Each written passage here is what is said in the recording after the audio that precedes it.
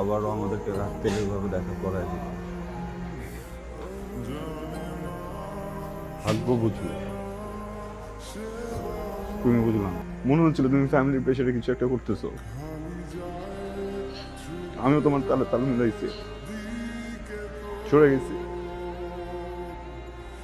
ভাবছিলাম তোমার সাথে তাল মিলায় তোমাকে মুক্তি দিয়ে দিব, পারতেছি না। আমার আব্বা আমাদের সম্পর্কে মেনে নেবে না।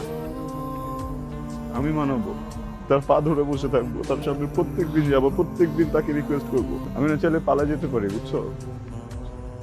পালাতে চাই না। আমি তো জানি তুমি তোমার পরিবারকে কতটা ভালোবাসো।